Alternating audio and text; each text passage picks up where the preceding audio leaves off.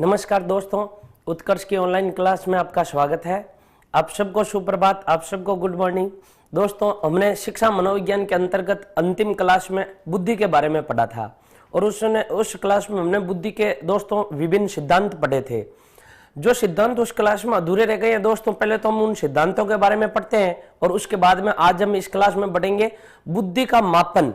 बुद्धि क्या है, किस प्रकार से इसका मापन किया जाता है, कौन कौन से परीक्षण आए, सर्वप्रथम मापन किसने किया, इसके बारे में हम डिटेल से चर्चा करेंगे।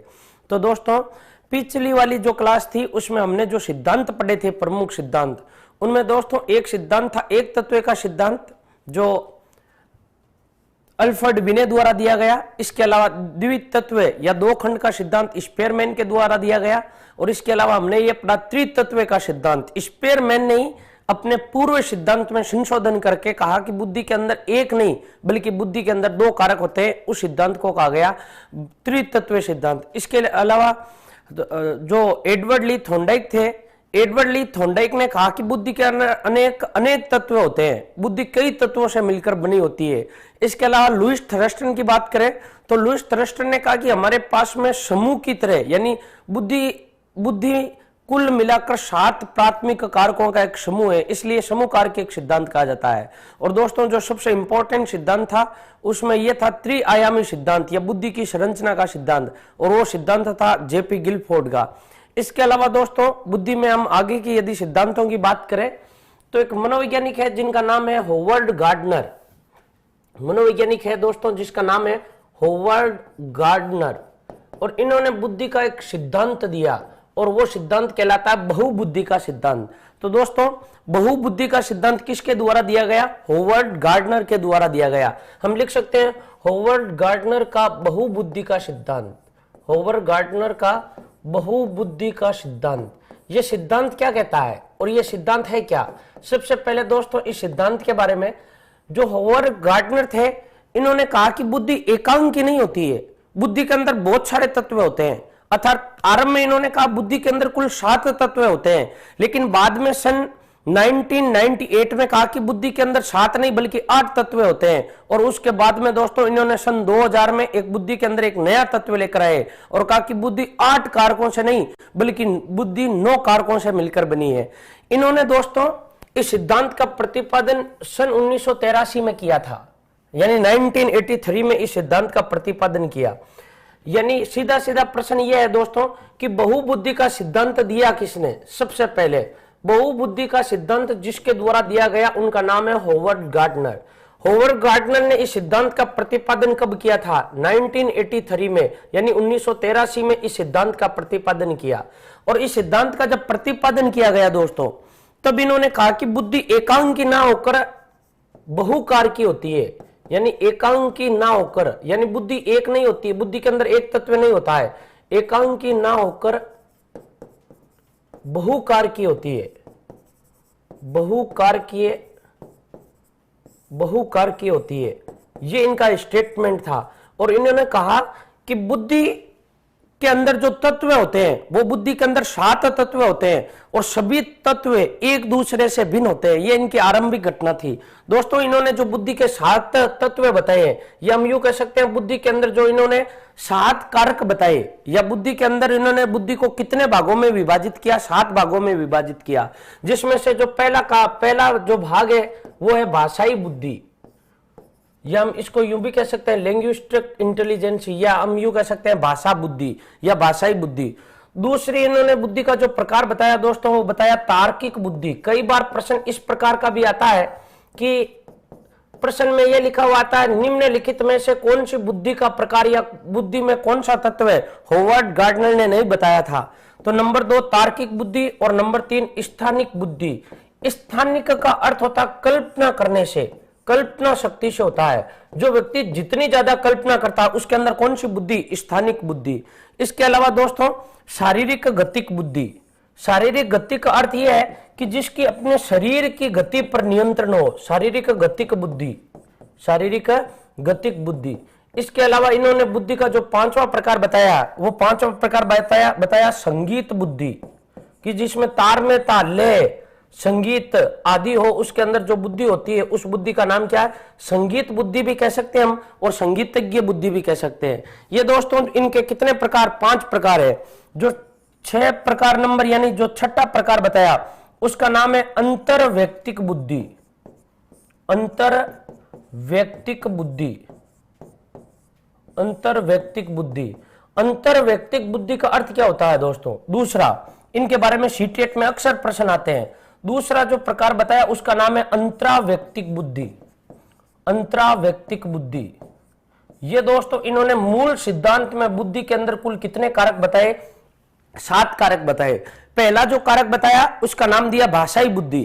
कहा कि जो व्यक्ति जितनी अधिक भाषा के शब्दों का प्रयोग कर सकता है, जिस व्यक्ति को भाषा का जितना अच्छा ज्ञान होता है, विभिन्न एक ही भाषा के विभिन्न अर्थ निकालने में जो व्यक्ति सक्षम होता है, यानी हम यूं कह सकते हैं भाषा संबंधी जिस व्यक्ति के अंदर सर्वाधिक ज्ञान होता है उसके अंदर कौन सी बुद्धि होती है? भाषाई बुद्धि होती है। नंबर 2 इन्होंने दिया तार्किक बुद्धि, और कहा कि तार्किक बुद्धि वह बुद्धि जो तर्क करने में उपयोगी हो, विभिन्न प्रकार के चिंतन मनन सोच विचारधारा इनके लिए उपयोगी हो, उनको क्या कहते हैं? तार्किक बुद्धि कहते हैं। स्थानिक बुद्धि, जिस व्यक्ति के अंदर जितनी कल्पनाशील होती है, जो व्यक्ति जितना हम यूं कह सकते हैं दिवा स्वप्न देखता है, और दिवा स्वप्न देखने के बाद में एक सकारात्मक विषय वस्तु का निर्माण करता है, उसको हम क्या कहते हैं? स्थानिक बुद्धि। शारीरिक गतिक बुद्धि, यानी हम यूं कह सकते हैं शरीर की जितनी भी गतियां होती है इन पर जो नियंत्रण होता है उसको हम क्या कहते हैं? शारीरिक गतिक बुद्धि।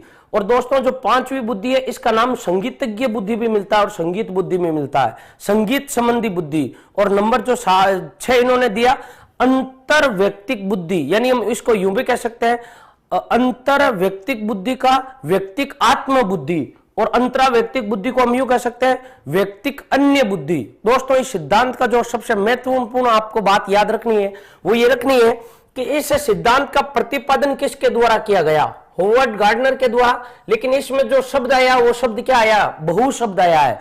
तो दोस्तों एक बहुबुद्धि का सिद्धांत किसके द्वारा दिया गया? यानी किसने कहा कि बुद्धि एक तत्व से नहीं बल्कि बुद्धि के अंदर अनेक तत्व होते हैं? ये एडवर्ड ली थॉर्नडाइक का भी सिद्धांत है और ये होवर्ड गार्डनर का भी सिद्धांत है। ये प्रश्न आएगा दोस्तों तब या तो एडवर्ड ली थॉर्नडाइक ऑप्शन में होगा या फिर होवर्ड गार्डनर होगा।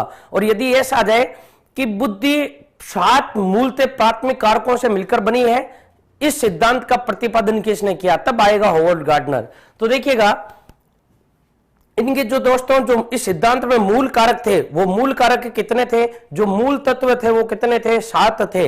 लेकिन उनके बाद में इन्होंने इनमें एक 8वां कारक जोड़ा, 8वां कारक जोड़ा और कहा कि बुद्धि 7 कारकों से नहीं बल्कि बुद्धि कुल कितने कारकों से मिलकर बनी होती है? 8 कारकों से मिलकर बनी होती है। जो इन्होंने 8वां कारक बताया दोस्तों इसका नाम दिया प्रकृतिवादी बुद्धि। कौन सी बुद्धि? प्रकृतिवादी बुद्धि। यानी प्रकृति में मौजूद जितने भी रहस्य हैं, जितने भी नियम हैं, जितने भी सिद्धांत हैं, उन सिद्धांतों को जो समझने में, उन रहस्यों को जो समझने में जो व्यक्ति जितना ज्यादा क्रियाशील रहता है या समझने में जो जितना व्यक्ति जितना समझ पाता है उसके अंदर कौन सी बुद्धि होती है? प्रकृतिवादी बुद्धि होती है। ये 8वां प्रकार बताया इन्होंने सन 1998 में। और जो दोस्तों इन्होंने 9वां प्रकार बताया, इस 9वें प्रकार का नाम है अस्तित्ववादी बुद्धि। अस्तित्ववादी बुद्धि। और कहा कि अस्तित्ववादी बुद्धि क्या है? इस दुनिया का, इस पृथ्वी का अस्तित्व किस प्रकार से है इसके बारे में जो व्यक्ति जितना ज्यादा चिंतन करता है, मनन करता है, सोच करता है कि इस ये पृथ्वी क्या है, परलोक क्या है, आकाश क्या है, भूताल क्या है, हमारा अस्तित्व है तो वो किस प्रकार से है, इस प्रकार की जो इंद्रियों से प्रेय बातें होती है, यानी हम यूं भी कह सकते हैं दर्शन शास्त्र से संबंधित ये जो बुद्धि है, इस बुद्धि का नाम क्या दिया? अस्तित्ववादी बुद्धि। तो दोस्तों इस होवर्ड गार्डनर ने बुद्धि के अंदर कुल जो सिद्धांत बताए, यानी हम इस सिद्धांत में जो कुल कारक बताए वो कारकों की संख्या कितनी थी? 9 थे। वर्तमान में जो कारकों की संख्या है वो कितनी है? 9 है। लेकिन आपसे पूछ ले कि मूलतः कुल कितने कारक थे, तो मूलतः इस सिद्धांत में 7 कारक थे। 8वां कारक कौन सा जोड़ा? प्रकृतिवादी बुद्धि। और जो 9वां कारक जोड़ा वो कौन सी बुद्धि थी? अस्तित्ववादी बुद्धि। देखिएगा एक विद्यार्थी का कमेंट भी आ रहा है आंकिक बुद्धि है। देखिएगा जो तार्किक बुद्धि है इसका नाम आंकिक बुद्धि नहीं है, इसका मूलतः इन्होंने जो नाम दिया था वो तार्किक दिया था, आंकिक नहीं दिया था। देखिएगा अब एकक बुद्धि के बारे में पढ़ते हैं। इसके बारे में आप इतना सा याद रखना, इन्होंने एक ये बात कही कि बुद्धि एकांकी ना होकर बुद्धि कैसी होती है, बहुकार की होती है। बुद्धि के अंदर अनेक कारक है, इस प्रकार का ये कारक है। और जो दोस्तों महत्वपूर्ण बात कही कि जो प्रत्येक कारक होता है वो प्रत्येक कारक एक दूसरे से स्वतंत्र होता है, इनका एक दूसरे पर कोई असर नहीं पड़ता, एक दूसरे से भिन्न भिन्न होते हैं। इस प्रकार के उन्होंने इस बुद्धि का सिद्धांत, इस सिद्धांत का प्रतिपादन किया। तो दोस्तों हम एकक के बारे में पढ़ते हैं, एकक बुद्धि के बारे में, कि सबसे पहले भाषाई बुद्धि। तो भाषाई बुद्धि हम कहते हैं किसे है, भाषाई बुद्धि। और भाषाई बुद्धि जिसमें सर्वाधिक होते हैं वो उनका व्यक्तित्व किस प्रकार का होता है, इसके बारे में चर्चा करते हैं। देखिएगा, जो व्यक्ति जितना अधिक शब्दों का, या फिर हम यूं कह सकते हैं शब्दों और वाक्यों का, शब्दों एवं वाक्यों के बोध की क्षमता जिस व्यक्ति में जितनी अधिक होती है, उस व्यक्ति के अंदर जो बुद्धि होती है, उस बुद्धि का नाम क्या है, भाषाई बुद्धि। अब देखिएगा, भाषाई बुद्धि वाले कौन कौन से व्यक्ति होते हैं, या किन व्यक्तियों में भाषाई बुद्धि सर्वाधिक देखने को मिलती है। लेकिन देखिएगा, जिसमें भाषाई बुद्धि सर्वाधिक देखने को मिलती है वो होते हैं कवि। हम यूं कह सकते हैं, कौन होते हैं, कवि। हम यूं कह सकते हैं अध्यापक, हम यूं कह सकते हैं वकील। हम इस प्रकार यूं भी कह सकते हैं इतिहासकार। इनमें सर्वाधिक जो बुद्धि होती है वो कौन सी बुद्धि होती है, भाषाई बुद्धि होती है। वकील का अर्थ किस, वकील का जो संबंध होता है, वकील की जो कार्य क्षमता होती है, वकील के जो क्रिया करने का आधार होता है, वो मूलतः शब्द होते हैं। तो शब्दों की उत्पत्ति से लेकर शब्दों के उद्गम तक और शब्दों के विभिन्न प्रकार के माध्यम से प्रयोगों तक जो व्यक्ति जितना अधिक बोध कर सकता है, उस व्यक्ति के अंदर भाषाई बुद्धि होती है। तो भाषाई बुद्धि कवि के अंदर भी होती है, इसके अलावा अध्यापक में भी होती है, वकील में भी होती है, इतिहासकार में भी होती है। इतिहासकार यदि किसी भी युद्ध का प्रत्यक्ष वर्णन लिखता है तो वो व्यक्ति उतना अधिक वर्णन कर सकेगा जिसके पास में जितने अधिक शब्द होंगे। इसलिए हम यूं कह सकते हैं कि ये जो बुद्धि है, इस बुद्धि का नाम क्या है, भाषाई बुद्धि। दोस्तों इन्होंने जो दूसरी बुद्धि बताई थी उसका नाम है तार्किक बुद्धि। अब देखिएगा, इस तार्किक का जो अर्थ है दोस्तों, इस तार्किक का यहां पर जो अर्थ है वो गणितीय प्रक्रिया से है, इसलिए इसका हम यूं भी कह सकते हैं तार्किक गणितीय बुद्धि। तार्किक गणितीय बुद्धि। यदि इसको इंग्लिश में लिखें फिर हिंदी में ट्रांसलेट करें तो दोस्तों इसका आंकिक बुद्धि भी कहीं कहीं पर नाम मिलता है। जो मूलतः नाम है वो मूलतः नाम क्या है, आंकिक, या हम यूं कह सकते हैं जो मूलतः नाम है वो आंकिक नाम नहीं है, इसका जो मूलतः नाम है वो तार्किक गणितीय बुद्धि या तार्किक बुद्धि है। ये बुद्धि होती क्या है, जो व्यक्ति जितना अधिक तर्क करता है, या हम यूं कह सकते हैं जो व्यक्ति जितनी ज्यादा अंकों को समझता है, जो व्यक्ति जितनी ज्यादा गणितीय प्रक्रिया में सक्रिय रहता है, या गणितीय प्रक्रिया के बोध करने की जिस व्यक्ति में जितनी अधिक क्षमता होती है, उसके अंदर दोस्तों जो बुद्धि होती है उस बुद्धि का नाम क्या है, तार्किक बुद्धि। तो देखिएगा, हम यूं कह सकते हैं कि तर्क करने की क्षमता, तर्क करने की क्षमता। इसके अलावा हम यूं भी दे सकते हैं अंकों को पहचानने की क्षमता, अंकों को पहचानने की क्षमता, अंकों को पहचानने की क्षमता। इसके अलावा दोस्तों इसके बारे में हम यूं भी कह सकते हैं गणितीय प्रक्रिया में सुदृढ़, या हम यूं कह सकते हैं गणितीय प्रक्रिया में दक्ष, गणितीय प्रक्रिया में दक्ष। जो व्यक्ति जितना अधिक होता है उसके अंदर जो बुद्धि होती है वो बुद्धि कौन सी होती है, तार्किक बुद्धि होती है। और दोस्तों जिनमें तार्किक बुद्धि होती है वो व्यक्ति या तो वैज्ञानिक बनते हैं, या गणितज्ञ बनते हैं, या फिर वो क्या बनते हैं, इंजीनियर बनते हैं।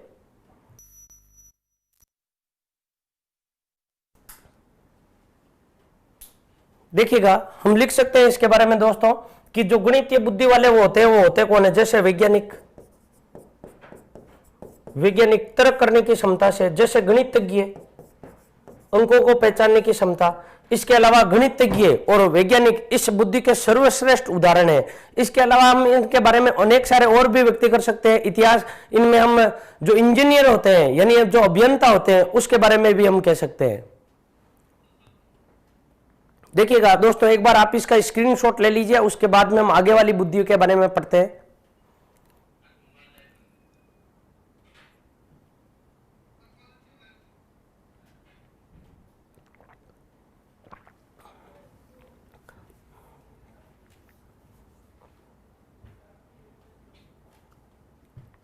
दोस्तों ये दो प्रकार की बुद्धि थी। अब हम आगे पढ़ते हैं अगली बुद्धि।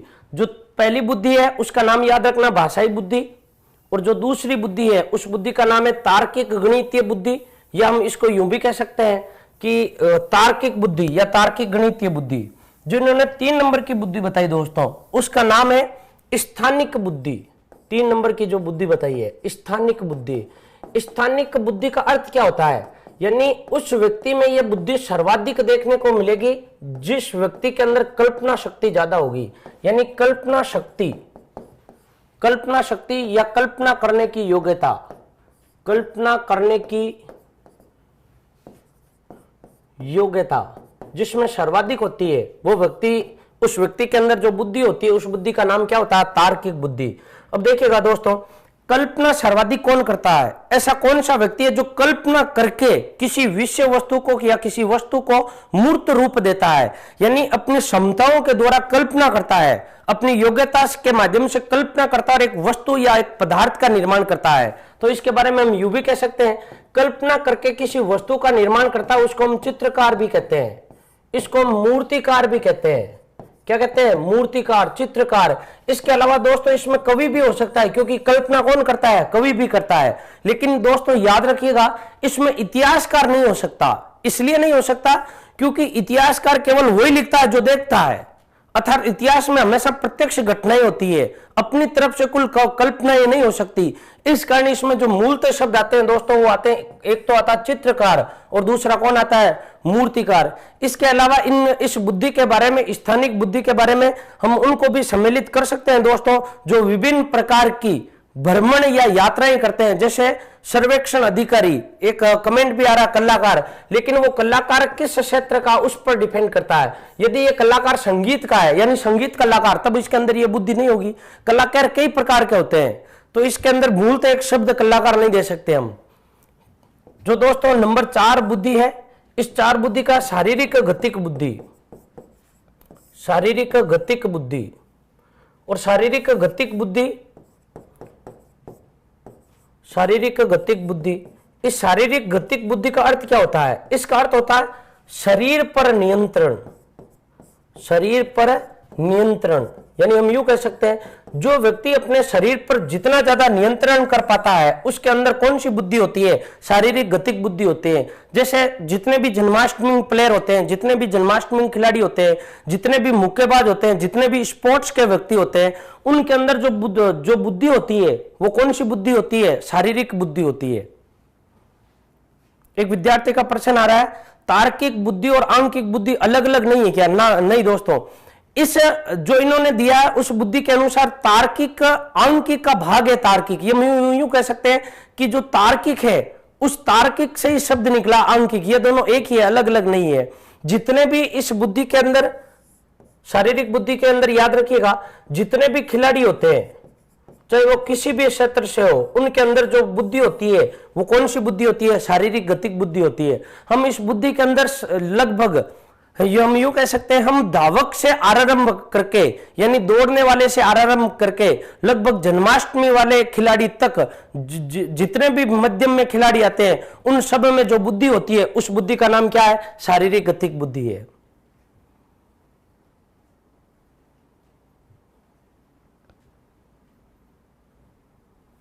हाँ, वही एक ही बात हो गई, विद्यार्थियों का आ रहा है योगाचार्य, एथलीट, जिनमें इनमें जो भी होती है वो कौन सी बुद्धि होती है, शारीरिक बुद्धि होती है। हाँ, डांसर का भी कह सकते हैं, जो डांसर होता है डांसर में कौन सी बुद्धि होती है, शारीरिक गतिक बुद्धि होती है।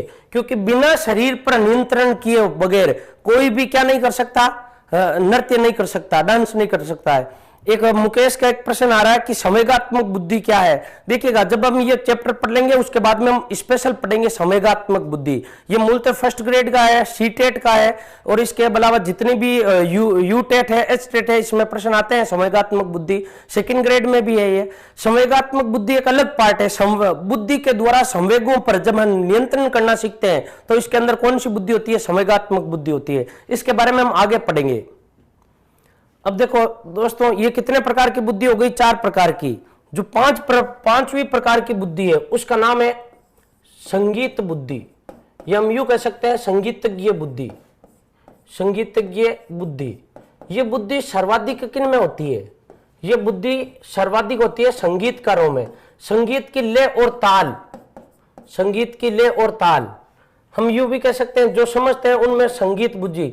जितने भी भजनकार होते हैं, भजन बोलने वाले, जितने भी संगीतकार होते हैं, जिनका संबंध किससे होता है? संगीत से होता है, उनमें जो बुद्धि होती है उस बुद्धि का नाम क्या होता है? संगीत बुद्धि होती है। हम यूं भी कह सकते हैं जितने भी गायक होते हैं, यानी जिनका संबंध संगीत से होता है, चाहे वो किसी भी क्षेत्र से हो, उसके अंदर जो बुद्धि होती है वो कौन सी बुद्धि होती है? संगीतज्ञ बुद्धि होती है।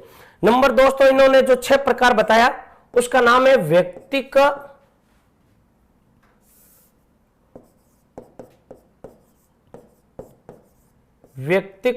आत्मबुद्धि, व्यक्तिक आत्मबुद्धि।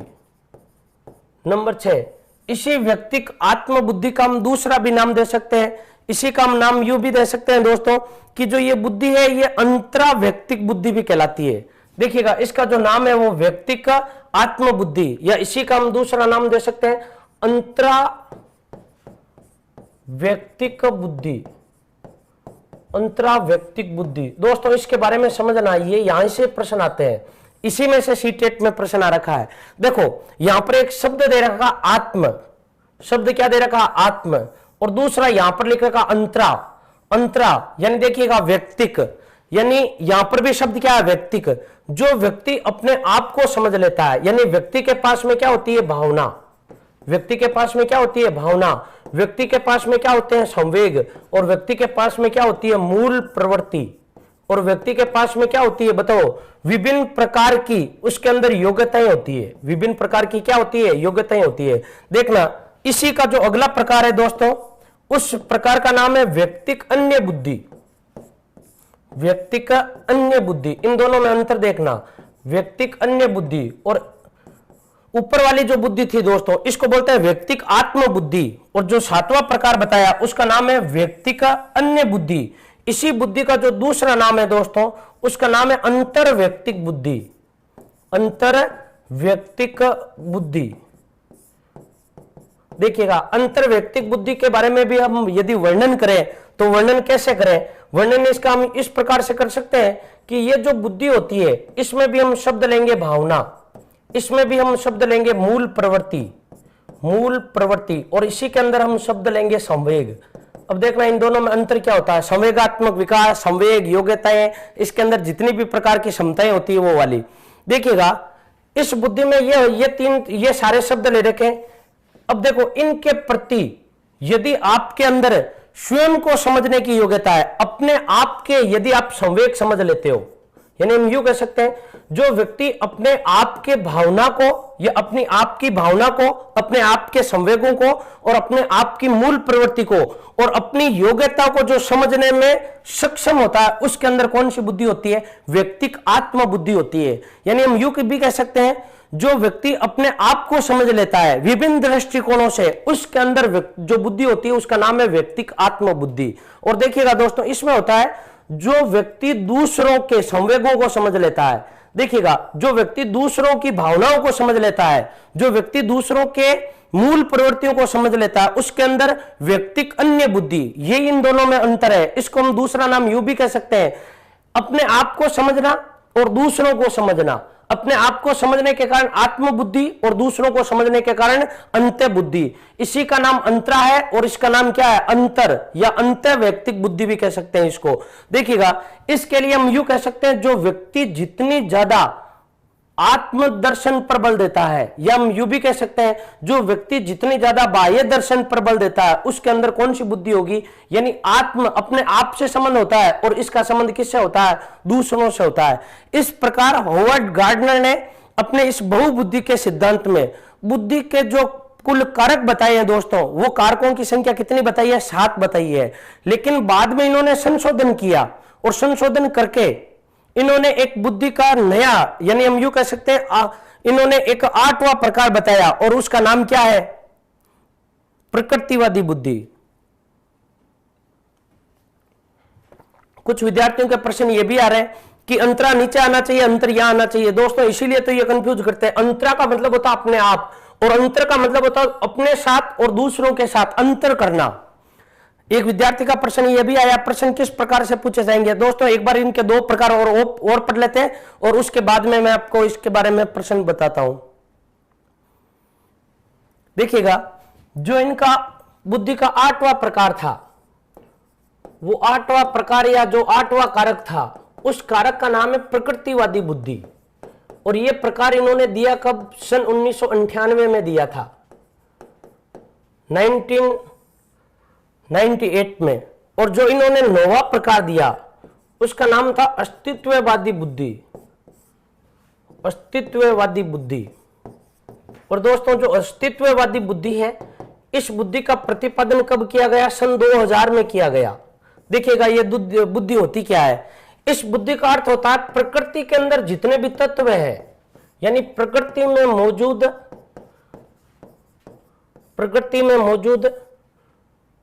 जितने भी तत्व होते हैं, उन तत्वों को समझना। जो व्यक्ति जितना अधिक समझ पाता है, उसके अंदर जो बुद्धि होती है वो कौन सी बुद्धि होती है? प्रकृतिवादी बुद्धि होती है। अब देखिएगा 9वीं जो बुद्धि बताई उसका नाम है अस्तित्ववादी बुद्धि। अस्तित्व यानी हम यूं भी कह सकते हैं अस्तित्व की विचारधारा, अस्तित्व की विचारधारा। यह हम इसका दूसरा नाम यूं भी दे सकते हैं कि जो व्यक्ति दर्शन शास्त्र की विचारधारा को जो व्यक्ति जितना अधिक समझ पाता है, उसके अंदर जो बुद्धि होती है, उस बुद्धि को हम क्या कहते हैं? अस्तित्ववादी बुद्धि कहते हैं। यानी हम यूं भी कह सकते हैं अस्तित्व की विचारधारा, यानी अस्तित्व हमारा, यानी संसार में अनेक रहस्य होते हैं। संसार में अनेक क्या होते हैं? संसार के जितने भी रहस्य हैं या संसार में जितने भी रहस्य हैं उनके बारे में समझना। अब देखिएगा प्रश्न है कि जिन व्यक्तियों में प्रकृतिवादी विचारधारा होती है वो व्यक्ति कौन होते हैं? या प्रकृतिवादी बुद्धि होती है वो व्यक्ति कौन होते हैं? और जिनमें अस्तित्ववादी बुद्धि होती है वो व्यक्ति कौन होते हैं? देखिएगा जो प्रकृतिवादी बुद्धि है, प्रकृति में मौजूद जितने भी तत्व होते हैं उनको समझने में सहायक कौन करता है? देखिएगा किसान अपने खेत को देखकर बता सकता है कि इस बार इस खेत में कौन सी फसल होगी या कौन सी फसल सर्वाधिक होगी। इसके अलावा जितने भी वनस्पति वैज्ञानिक है, वो वनस्पति वैज्ञानिक भी घोषणा करते हैं कि यह जमीन इस प्रकार की है या इस पृथ्वी में इस प्रकार का परिवर्तन हो सकता है, यह इस भूमि को सुधारने के लिए इस प्रकार का प्रयत्न किया जा सकता है। इसके अलावा दोस्तों जो जीव वैज्ञानिक होते हैं, या हम यूं कह सकते हैं जो जीव वैज्ञानिक है या जीव मनोवैज्ञानिक है, उनके अंदर जो बुद्धि होती है वो कौन सी बुद्धि होती है? प्रकृतिवादी बुद्धि होती है। अब देखिएगा अस्तित्ववादी बुद्धि सर्वाधिक किस में होती है? योगी में। हम यूं भी कह सकते हैं सर्वाधिक किस में होती है? संत में। सर्वाधिक होती किस में? दर्शन शास्त्री में। एक विद्यार्थी का यह भी आया मौसम वैज्ञानिक। हाँ, इसमें यूं भी कह सकते हैं कि इसमें जो होगी वो कौन सी बुद्धि होगी? मौसम वैज्ञानिक। लेकिन ये मौसम प्रकृति से संबंधित होना चाहिए।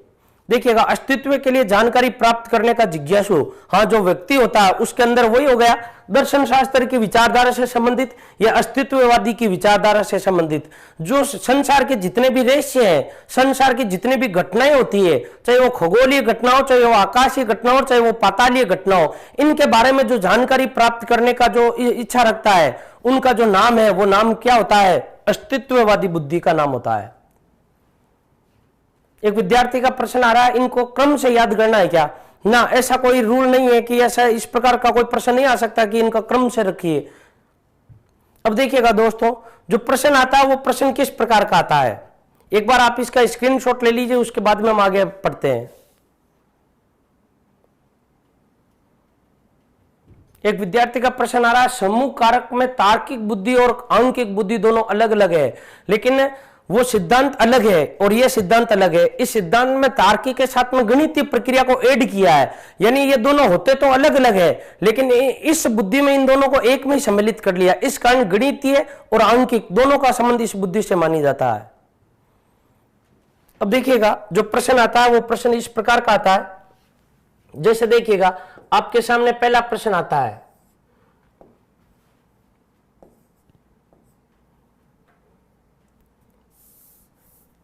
पहला प्रश्न, जो व्यक्ति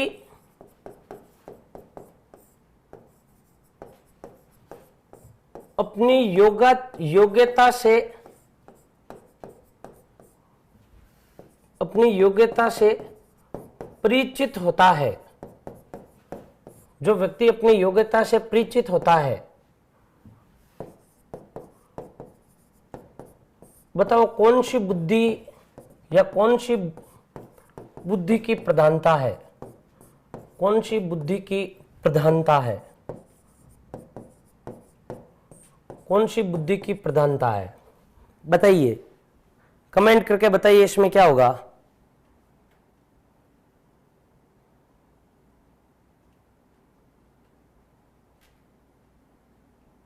देखिएगा एक विद्यार्थी का प्रश्न ये भी आ रहा है, इनमें से जितने भी कारक है सबसे अच्छी बुद्धि कौन सी है। देखिएगा मैंने पहले कहा था इनमें से कोई अच्छी नहीं है कोई बुरी नहीं है, ये सारे एक दूसरे से स्वतंत्र है। देखिएगा जो प्रश्न है वो प्रश्न क्या है कि जो व्यक्ति अपनी योग्यता से परिचित होता है, अपने आप को जो समझता है, उसमें जो बुद्धि होती है वो बुद्धि कौन सी होती है, व्यक्तिक आत्मबुद्धि। व्यक्तिक आत्मबुद्धि, जो अपने आप को समझता है उसमें कौन सी बुद्धि, व्यक्तिक आत्मबुद्धि। कई बार इस प्रकार का भी प्रश्न आ सकता है, आत्मबुद्धि भी कह सकते हैं हम, अंतरा व्यक्तिक बुद्धि भी कह सकते हैं। देखिएगा इसमें बहुत सारे विद्यार्थी को प्रश्न आ रहे हैं अंतर व्यक्तिक बुद्धि, इसमें अंतर व्यक्तिक बुद्धि नहीं होगी, इसमें जो बुद्धि होगी वो अंतरा व्यक्तिक बुद्धि होगी। अंतरा का अर्थ क्या होता है, हम दूसरों में और अपने में अंतर करके सीखे, अंतर व्यक्तिक बुद्धि, यानी हम दूसरों की यदि भावनाओं को समझे, दूसरी की योग्यताओं को पहचाने, तब हमारे अंदर कौन सी बुद्धि होगी, अंतर व्यक्तिक बुद्धि होगी। और यदि हम हमारी योग्यता को पहचानते हैं तो हमारे अंदर जो बुद्धि होगी वो अंतरा व्यक्तिक बुद्धि होगी।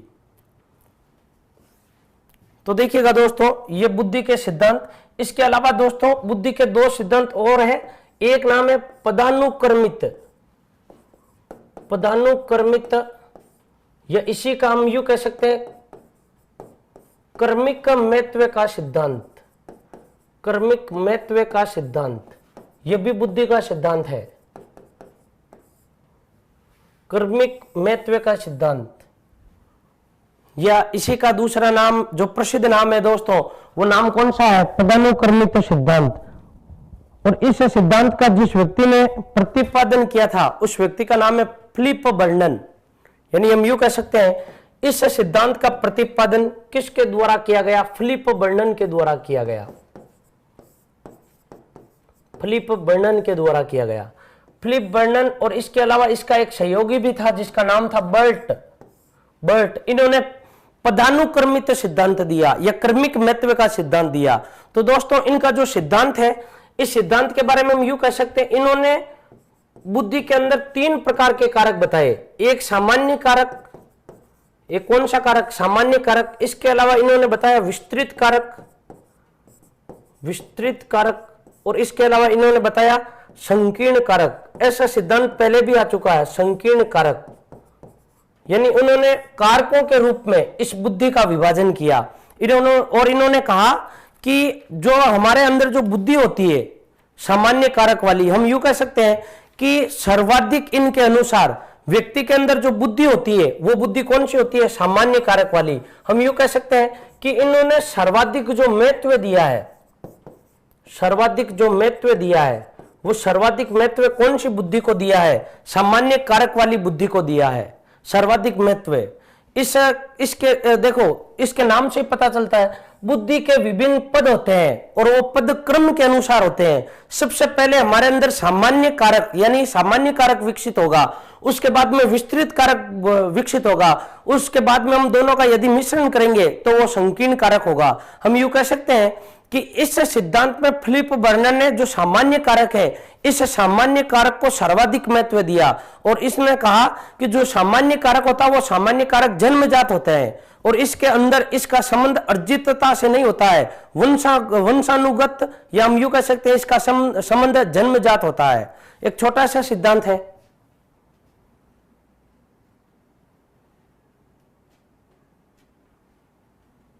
देखिएगा एक और सिद्धांत है बुद्धि का दोस्तों, और उस बुद्धि का जो सिद्धांत है इससे पहले भी दो सिद्धांत आ चुके हैं। एक था त्रितत्व का सिद्धांत, एक था त्रितत्व का सिद्धांत, जो त्रितत्व का सिद्धांत था दोस्तों, उस सिद्धांत का प्रतिपादन स्पीयरमैन ने किया था।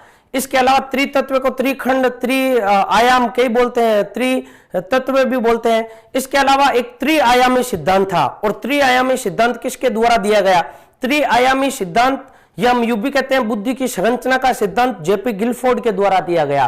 लेकिन दोस्तों एक और सिद्धांत है, इसका नाम है, इसी का नाम त्रिसारम होता है। यानी इन्होंने जो बुद्धि के अंदर जो तंत्र बताए हैं, वो तंत्र कितने बताए? 3 बताए। इस कारण इसको त्रितंत्रीय सिद्धांत भी कहते हैं।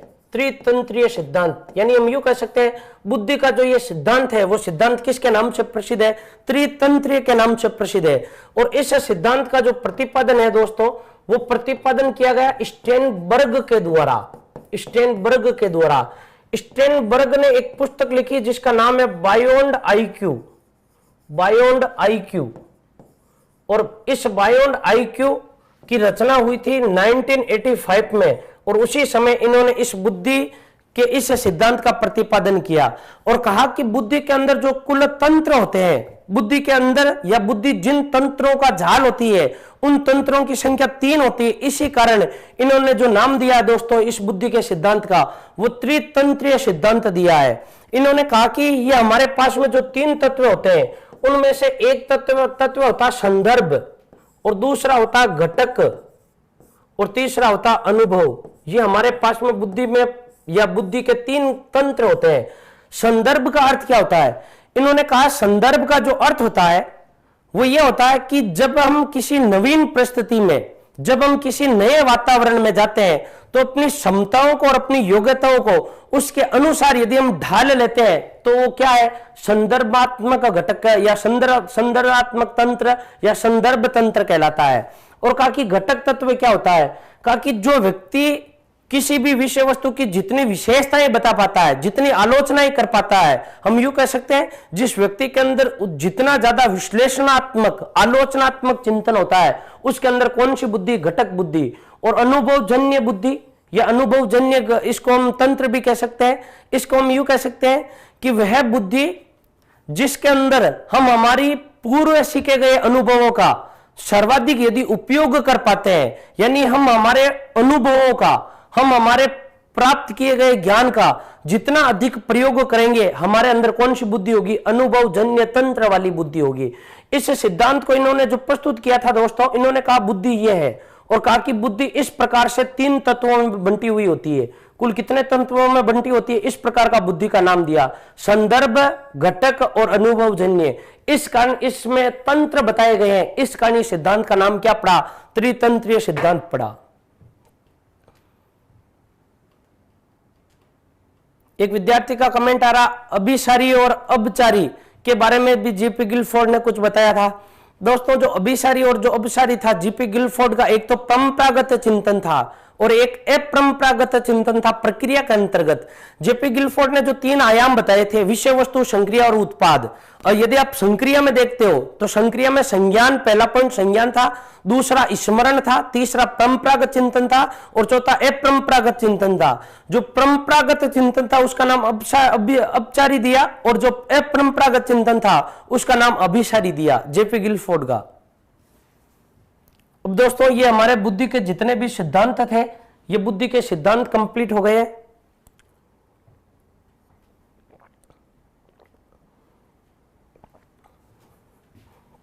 देखिएगा, अब हम एक नया टॉपिक लेते हैं, बुद्धि का मापन, यानी हम यूं भी कह सकते हैं बुद्धि मापन।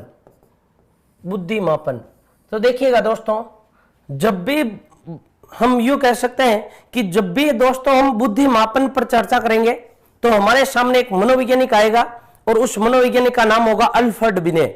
अल्फ्रेड बिने ने बुद्धि मापन का सबसे पहले परीक्षण किया था। यानी जब जब बुद्धि मापन का नाम आएगा, तब तक किसका नाम आएगा? अल्फ्रेड बिने का नाम आएगा। अल्फ्रेड बिने ने बुद्धि मापन का सबसे पहले सफल प्रयोग किया। हम यूं कह सकते हैं बुद्धि मापन को सबसे पहले यदि किसी व्यक्ति ने सफल बनाया, तो उसका नाम क्या है? अल्फ्रेड बिने है। यानी देखिएगा दोस्तों, पहले इसको समझना आपको। बुद्धि मापन में जो बिने का काल है दोस्तों, अल्फ्रेड बिने, पूरा नाम था बिने। अल्फ्रेड जो बिने का काल है, इस बिने के काल में सर्वाधिक परिवर्तन हुए हैं। इससे पहले भी बुद्धि का मापन होता था, लेकिन वो बुद्धि का मापन अलग तरीके से होता था। इनका जो कार्यकाल है दोस्तों, वो कार्यकाल 1905 से लेकर 1911 तक का है। 1905 में इन्होंने सबसे पहले बुद्धि का सफल संशोधन या परीक्षण दिया और सन 1911 में इनकी क्या हो गई, मृत्यु हो गई। अब देखिएगा, इनके बाद में भी बुद्धि मापन, यानी बुद्धि मापन किसके द्वारा किया गया, विनय के द्वारा किया गया। और विनय के द्वारा जिस समय में बुद्धि मापन का कार्य किया गया, उस काल को हम क्या कहते हैं, विनय का काल कहते हैं। तो देखिएगा, बुद्धि मापन का कार्य विनय के बाद में भी हुआ और बुद्धि मापन का कार्य विनय से पहले भी हुआ। हम यूं कह सकते हैं कि विनय से जो पहले हुआ उसका हम नाम दे सकते हैं विनय से पूर्व का काल, विनय से पूर्व का काल, विनय से पूर्व का काल। और देखिएगा, इसके जो बाद में हुआ इसका हम नाम दे सकते हैं विनय के बाद का काल, विनय के बाद का काल। तो देखिएगा दोस्तों, अब देखो, इसके बारे में हम यूं भी दे सकते हैं सन 1905 से पूर्व का काल, सन 1905 से पूर्व का काल। और इसके बारे में हम यूं कह सकते हैं सन 1911 के बाद का काल। देखिएगा, बुद्धि मापन है दोस्तों, हम यूं कह सकते हैं जो बुद्धि मापन है, उस बुद्धि मापन को हम 3 कालों में पढ़ते हैं, यानी बुद्धि मापन को हम 3 भागों में बांटते हैं। बुद्धि मापन, जो वास्तविक बुद्धि मापन है, वो अल्फ्रेड विनय से माना जाता है। बुद्धि मापन का कार्य अल्फ्रेड विनय ने सन 1905 से लेकर सन 1911 तक किया था और इस काल को हम कहते हैं विनय का काल। जो बुद्धि मापन का विनय से पहले वाला काल था, इसका नाम देते हैं हम विनय से पूर्व का काल, और अर्थात 1905 से पहले का होगा तो इसको कहते हैं हम 1905 से पूर्व का काल। और जो अल्फ्रेड विनय के बाद में बुद्धि मापन हुआ, उस काल को हम कहते हैं विनय के बाद का काल। यानी हम यूं भी कह सकते हैं विनय की मृत्यु कब हुई, 1911 में, तो 1911 के बाद का काल का नाम देते हैं। तो देखिएगा, ये जो तीनों शब्द है, वो तीनों शब्द है क्या, ये जो तीनों काल है, इन तीनों कालों के बारे में विशेषता ये क्या है। देखिएगा, कई सारे विद्यार्थियों के प्रश्न आ रहे हैं। टर्मन ने बुद्धि लब्धि का सूत्र दिया था दोस्तों, आपको मैं ये सारा पढ़ूंगा, आपको केवल समझना है और विषय वस्तु से हटकर दोस्तों किसी भी प्रकार की कमेंट ना करें। और इस प्रकार के आप कमेंट करते हो तो जो साथी पढ़ते हैं उनका भी समय बर्बाद होता है। तो इस बुद्धि के बारे में या बुद्धि लब्धि के बारे में हम बाद में आएंगे, पहले इन तीनों कालों के बारे में समझते हैं। तो देखिएगा, जो पहला काल है दोस्तों, इस पहले काल में बुद्धि के मापन का आधार क्या था। बुद्धि के मापन का जो आधार था, वो आधार शरीर था। यानी हम यूं कह सकते हैं बुद्धि के मापन का जो आधार है, वो आधार क्या है, शरीर है। ध्यान से समझना, इस काल में जो बुद्धि का आधार था, बुद्धि मापन का जो आधार था, उसका नाम है मानसिक आयु, मेंटल एज, मेंटली एज। और इसमें जो बुद्धि का जो मापन का आधार था, वो था बुद्धि लब्धि। देखिएगा, ये आपको समझ में कब आएंगे, जब आप ध्यान से सुनोगे एक बार। देखिएगा, एक बार समझना आप कि अल्फ्रेड विनय से पहले, यानी इस काल में, विनय से पूर्व के काल में या 1905 से पहले, बुद्धि का जो भी मापन होता था वो शरीर के आधार पर होता था। एक मनोवैज्ञानिक आता जिसका नाम है लेवेस्टर, और लेवेस्टर ने दोस्तों सन 1775 में एक अखबार में एक लेख छपवाया, और लेख छपवाकर एक आदर्श व्यक्ति का शरीर का चित्र बनाया और कहा कि जिस व्यक्ति का जिस प्रकार से शरीर होता है, उसके अंदर बुद्धि उसी प्रकार की होती है। यानी इस समय ये मानते थे, इससे पहले, विनय से पहले, कि जिन व्यक्तियों में जिस प्रकार का शरीर होता है, उन व्यक्तियों में उसी प्रकार की बुद्धि होती है। तो दोस्तों, इस काल को हम वैज्ञानिक काल नहीं कह सकते, इस काल को हम नाम दे सकते हैं, ये जो काल है बुद्धि मापन का, ये जो काल है, इस काल का हम नाम दे सकते हैं अवैज्ञानिक काल। कौन सा काल, अवैज्ञानिक काल। क्योंकि इसमें जो बुद्धि मापन का जो आधार था, वो आधार विज्ञान पर आधारित नहीं था, विज्ञान पर आधारित नहीं था। इस कारण इसको हम क्या कहते हैं, अवैज्ञानिक काल कहते हैं। इसके अंदर जो भी बुद्धि का मापन होता था, वो शरीर रचना के आधार पर होता था। इनका मानना था कि जिस व्यक्ति में या जिस व्यक्ति की जिस प्रकार की शरीर रचना है, उस व्यक्ति के अंदर उसी प्रकार की बुद्धि है। और इसी कारण इस काल को हम क्या कहते हैं, वैज्ञानिक काल कहते हैं। दोस्तों, जो मानसिक आयु जो शब्द है, मानसिक आयु शब्द, इस मानसिक आयु शब्द का प्रयोग सबसे पहले अल्फ्रेड विनय के द्वारा किया गया। अल्फ्रेड विनय ने बुद्धि मापन का जो कार्य किया, या बुद्धि मापन का जो आधार है अल्फ्रेड विनय का, वो आधार मानसिक आयु है। अल्फ्रेड बिने के समय दोस्तों बुद्धि लब्धि नहीं आया था, आपको इतना सा याद रखना है, उसके बारे में हम आगे पढ़ेंगे। बुद्धि लब्धि नहीं आया था, इन्होंने बुद्धि का जो मापन किया वो मानसिक आयु के आधार पर किया, और ये इसी को कहते हैं, यहीं से सबसे शुद्ध परिणाम निकले। इस कारण हम इस काल को क्या कहते हैं, बुद्धि मापन का वैज्ञानिक काल कहते हैं। यानी बुद्धि मापन का सबसे जो सफल परीक्षण है वो सफल परीक्षण बिने द्वारा किया गया। लेकिन बिने के बाद, मृत्यु के बाद में यह शब्द आया बुद्धि लब्धि। आप जिसको सुनते हैं ना, मानसिक आयु बटा वास्तविक आयु इंटू 100, ये सूत्र दोस्तों अल्फ्रेड बिने ने नहीं दिया था, ये अल्फ्रेड बिने के बाद में आया था, और इसके आधार पर बुद्धि का क्या किया गया, मापन किया गया। इस कारण दोस्तों ये जो काल है वो काल कौन सा काल कहलाता है, आधुनिक काल कहलाता है। कौन सा काल कहलाता है, आधुनिक काल कहलाता है। आपको दोस्तों इतना सा याद रखना है केवल और केवल कि अल्फ्रेड बिने से पहले बुद्धि का वर्गीकरण शरीर के आधार पर होता था, बुद्धि का मापन शरीर के आधार पर होता था। अल्फ्रेड बिने ने बुद्धि का मापन मानसिक आयु के आधार पर किया, और इस काल में जो दोस्तों जो बुद्धि का मापन है वो बुद्धि का मापन किसके आधार पर किया गया, बुद्धि लब्धि के आधार पर किया गया। तो दोस्तों हम सबसे पहले बिने का जो पूर्व का काल है, 1905 से जो पूर्व का काल है, शरीर रचना का काल है, जो अवैज्ञानिक काल है, इसके बारे में हम चर्चा करेंगे। तो एक बार दोस्तों आप इसका स्क्रीनशॉट ले लीजिए, उसके बाद में हम पहले वाले काल के बारे में पढ़ते हैं।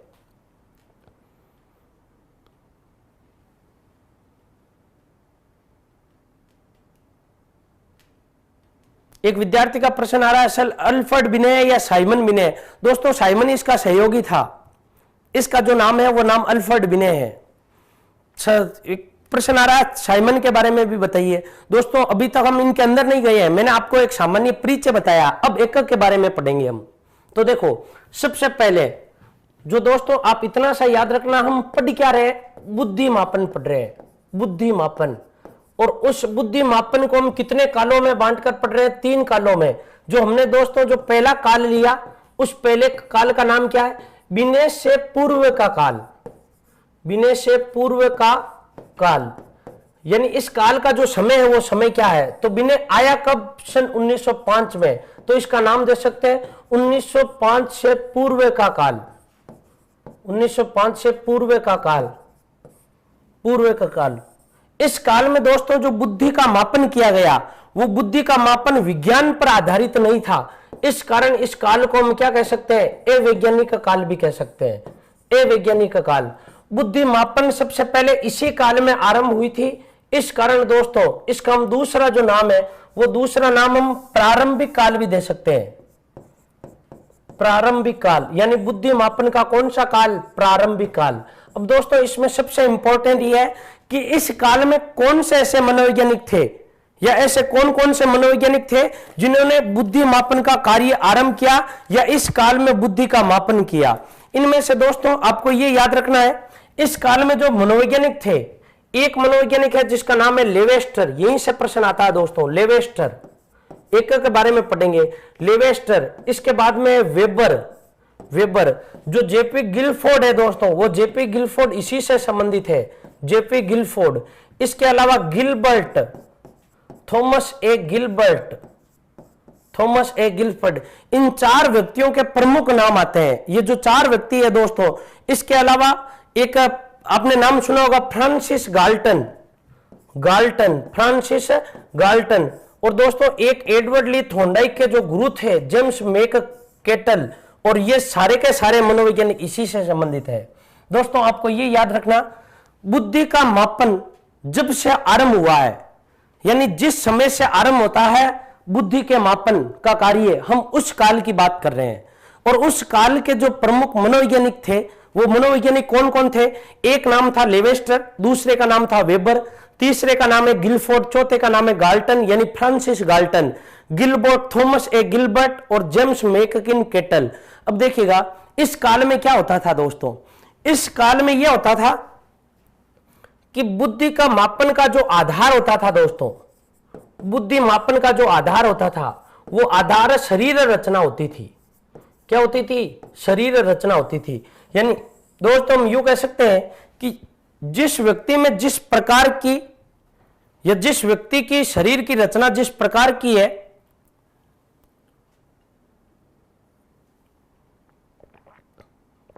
उस व्यक्ति में बुद्धि उसी प्रकार की होती है। देखिएगा इसमें होता है क्या है, तो सबसे पहले इधर देखिएगा, मानिए ये एक व्यक्ति है, इस प्रकार का व्यक्ति। इस काल में बुद्धि का मापन कैसे होता था, ये इस प्रकार का एक व्यक्ति है, मान लो ये एक विद्यार्थी है। तो देखो इसमें होता था क्या, इसमें यह होता था कि इस व्यक्ति का जो चेहरा है दोस्तों, चेहरा कैसा है, मोटा, तो इसके अंदर जो बुद्धि होगी वो कैसी होगी, बड़ी होगी। जिस व्यक्ति के मांसपेशियां हष्ट-पुष्ट है वो व्यक्ति कैसा होगा, प्रतिभाशाली होगा। तो देखिएगा ये जो बातें हैं इस काल की, यानी जिस व्यक्ति का जिस प्रकार का शरीर होगा उसके अंदर उसी प्रकार की क्या होगी, बुद्धि होगी। तो दोस्तों आप देखिए इस बुद्धि के काल में कि यदि किसी व्यक्ति को शरीर को देखकर हम बुद्धि बताएं तो ये क्या बात प्रामाणिकता के साथ सत्यता की कठोरता पर खरी उतरती है, नहीं है। इस कारण इस काल को कहा गया अवैज्ञानिक काल। तो दोस्तों इस काल के बारे में आप जो भी पढ़ते हो पहले काल में, इस काल में एक व्यक्ति आता है जिसका नाम है लेवेस्टर। सबसे पहले एक व्यक्ति आता है लेवेस्टर, और दोस्तों लेवेस्टर के बारे में कहते हैं कि लेवेस्टर ने सन 1775 में सर्वप्रथम शरीर रचना की दृष्टि से, शरीर रचना की दृष्टि से शरीर रचना की दृष्टि से बुद्धि का मापन किया, बुद्धि का मापन किया।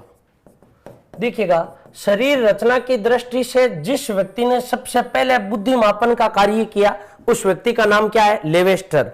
तो देखिएगा दोस्तों ये इंपॉर्टेंट फैक्ट है कि लेवेस्टर ने सबसे पहले बुद्धि रचना के आधार पर सन 1775 में बुद्धि मापन का कार्य किया और कहा कि जिस प्रकार का व्यक्ति का शरीर होता है उस व्यक्ति के अंदर बुद्धि उसी प्रकार की है। बाद में इसी काल में एक व्यक्ति आता है दोस्तों जिसका नाम है फ्रांसिस गाल्टन। फ्रांसिस गाल्टन, और इस फ्रांसिस गाल्टन के बारे में कहा जाता है कि फ्रांसिस गाल्टन ने 1885 में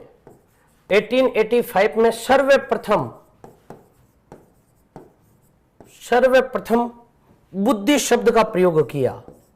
सर्वप्रथम बुद्धि शब्द का प्रयोग किया, बुद्धि शब्द का प्रयोग किया। जिसने सर्वप्रथम बुद्धि शब्द का प्रयोग किया उसका नाम क्या है, फ्रांसिस गाल्टन। उसके बाद में एक दोस्तों एक मनोवैज्ञानिक आता है जिसका नाम है केटल, यानी हम यूं लिख सकते हैं कि केटल ने सर्वप्रथम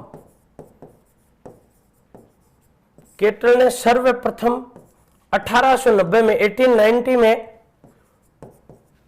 एक पुस्तक लिखी और उस पुस्तक का नाम था बुद्धि मापन एवं परीक्षण। बुद्धि मापन एवं परीक्षण, ये इनकी पुस्तक है दोस्तों। इनकी पुस्तक का नाम है बुद्धि मापन एवं परीक्षण में बुद्धि मापन या परीक्षण का या बुद्धि मापन का प्रयोग किया, बुद्धि मापन का प्रयोग किया। तो दोस्तों देखिएगा अलग अलग बात है ये सारी की सारी कि बुद्धि मापन का सबसे पहले प्रयोग किसके द्वारा किया गया, केटल के द्वारा किया गया। 3 फैक्ट है, ये इसी काल की घटना है। इस काल में जो प्रमुख कार्य हुए वो प्रमुख कार्य क्या हुए, वो प्रमुख कार्य दोस्तों ये हुए कि सबसे पहले बुद्धि शब्द आया और उसके बाद में बुद्धि का जो मापन था वो बुद्धि का मापन आया, और उससे पहले शरीर के आधार पर बुद्धि का वर्गीकरण कर दिया था किसने, लेवेस्टर ने। दोस्तों इसके बारे में आप इतना सा याद रखिएगा, जो ये घटना है दोस्तों बुद्धि के मापन का, जो बिने का पूर्व का काल है, जो 1905 से जो पूर्व का काल है, या हम यूं भी कह सकते हैं कि जो काल अवैज्ञानिक का काल है, जो आरंभिक काल है, इस आरंभिक काल में बुद्धि मापन का जो आधार था दोस्तों, ये आधार है, तो ये आधार है किसका, बुद्धि मापन का आधार है, बुद्धि मापन का आधार। और बुद्धि मापन का दोस्तों जो आधार था वो आधार क्या है, शरीर रचना। इसमें आता कौन है, लेवेस्टर आता है, वेबर आता है, गिलबर्ट है, फ्रांसिस गाल्टन है, केटल है और गिलबर्ट है। तो देखो दोस्तों इसके बारे में आपसे ये पूछा जा सकता है, ऐसे कौन से मनोवैज्ञानिक है जो ये मानते थे कि बुद्धि शरीर से संबंधित होती है। इनमें से कोई भी एक आ सकता है। और इस काल में क्या क्या हुआ, इस काल में जो हुआ दोस्तों ये हुआ कि लेवेस्टर ने सबसे पहले शरीर रचना के आधार पर बुद्धि का मापन किया। फ्रांसिस गाल्टन ने सन 1885 में सर्वप्रथम बुद्धि शब्द का प्रयोग किया और केटल ने सर्वप्रथम 1880 में बुद्धि मापन और परीक्षण, इनकी एक पुस्तक है, इसमें उन्होंने बुद्धि का मापन आर्य या बुद्धि मापन शब्द का सबसे पहले प्रयोग किया था। तो दोस्तों इसके बाद में एक मनोवैज्ञानिक आता है जिसका नाम है अल्फ्रेड बिने। अल्फ्रेड बिने किन परिस्थितियों में आते हैं और अल्फ्रेड बिने बुद्धि का मापन किस परिस्थितियों में करते हैं, इसके बारे में हम चर्चा करते हैं। तो देखिएगा, एक बार इसका स्क्रीनशॉट ले लीजिए।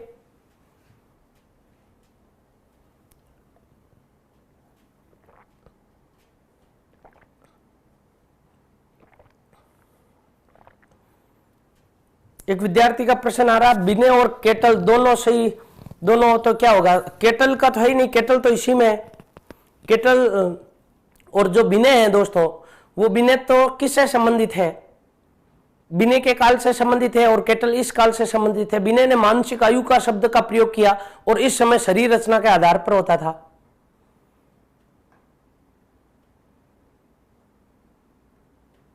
एक आया आइजेन का संबंध किससे है, आइजेंस का। आइजेंस आधुनिक काल का है, प्राचीन काल का नहीं है आइजेंस।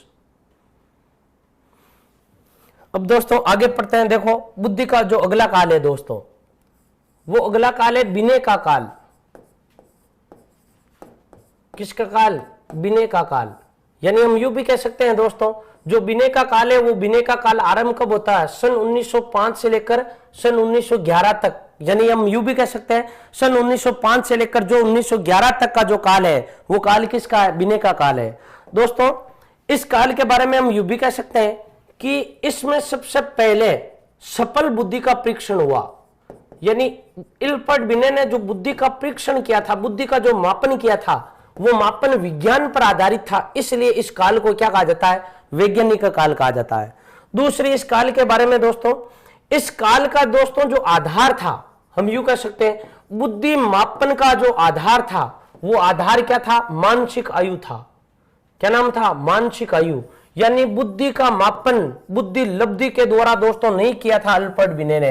अल्फ्रेड बिने ने अपने बुद्धि मापन में जिसको आधार बनाया वो शब्द कौन सा है, मानसिक आयु है। अब देखिएगा इनका दोस्तों जो पूरा नाम मिलता है बिने का, वो अल्फ्रेड बिने है या अल्फ्रेड बिने है, अल्फ्रेड बिने। देखो ये है क्या, और हम यूं भी कह सकते हैं इस काल का जो प्रमुख व्यक्ति है, इस काल का जो प्रमुख व्यक्ति है दोस्तों, वो प्रमुख व्यक्ति अल्फ्रेड बिने या अल्फ्रेड बिने है, अल्फ्रेड बिने। और ये दोस्तों इसका बिनेट भी नाम मिलता है। इसको यदि हम इंग्लिश में लिखना चाहिए तो यूं भी लिख सकते हैं बिनेट। और इसके अलावा अल्फ्रेड बिने का जो साथ में सहयोगी थे दोस्तों, वो सहयोगी थे साइमन। जो सहयोगी थे वो सहयोगी कौन थे, साइमन थे। अल्फ्रेड बिने और साइमन दोनों घनिष्ठ मित्र थे। इन ये दोनों अलग अलग, या हम यूं कह सकते हैं ये दोनों एक नहीं है, ये दोनों अलग अलग है। अल्फ्रेड बिने भी एक शिक्षक थे और इनके साथ में जो साइमन थे वो भी शिक्षक थे। अब देखिएगा दोस्तों इसके बारे में पढ़ते हैं। और एक ये याद रखना, जो अल्फ्रेड बिने थे दोस्तों वो थे कहां के, ये पेरिस के निवासी थे। और पेरिस कहां है दोस्तों, फ्रांस में। फ्रांस की जो राजधानी है वो राजधानी क्या है, पेरिस। देखिएगा होता है क्या है, पेरिस नगर पालिका के अंतर्गत एक स्कूल आती थी और उस स्कूल का रिजल्ट यानी सन 1901 में और सन 1902 में जो रिजल्ट होता है वो रिजल्ट बहुत निम्न रहता है। और उसी में दो अध्यापक थे, एक का नाम था अल्फ्रेड बिने और दूसरे का नाम था साइमन। इसके बारे में पढ़ते हैं दोस्तों। देखिएगा जो दोस्तों मैं आपको घटना बता रहा हूं ये घटना है फ्रांस की, और फ्रांस में भी ये जो घटना है वो घटना है पेरिस की। और इस पेरिस में एक स्कूल थी और इस स्कूल पर जिसका नियंत्रण था वो फ्रांस की नगर पालिका का था, फ्रांस की नगर पालिका का था। इस नगर पालिका ने इस स्कूल के रिजल्ट को देखा, और ये किस रिजल्ट को देखा, 1901 के रिजल्ट को देखा। और इससे पहले भी इस स्कूल का जो रिजल्ट रहा वो रिजल्ट उच्च नहीं रहा, वो रिजल्ट बहुत ही निम्न रहा। और 1901 में सबसे घटिया रिजल्ट रहा इस स्कूल के इतिहास में, इस स्कूल का। तब फ्रांस की नगर पालिका ने चिंता जताई, कहा कि ये जो निम्न रिजल्ट रहा है या पिछले जितने भी सालों में दिनों दिन रिजल्ट घटता जा रहा है, और जो रिजल्ट 1901 में रहा, इसी रिजल्ट के कारण हम अल्फ्रेड बिने का काल के पढ़ पाते हैं, या इन्हीं से बुद्धि का मापन का जो वास्तविक काल है वो काल आरंभ होता है। इसलिए फ्रांस की नगर पालिका ने एक कमेटी का गठन किया और उस कमेटी का जो अध्यक्ष थे वो अल्फ्रेड बिने थे और इनके जो प्रमुख सहयोगी थे वो साइमन थे। इसी स्कूल के दोस्तों दो अध्यापक थे, एक अध्यापक का नाम बिने था और दूसरा एक अध्यापक था जिसका नाम था साइमन। ये फ्रांस की नगर पालिका ने इस स्कूल के पिछले सालों जो भी रिजल्ट निम्न रहा, इस निम्न रिजल्ट के पीछे कारण जानने के लिए कमेटी का गठन किया और इस कमेटी के अध्यक्ष बने बिने और इनके सहयोगी बने साइमन।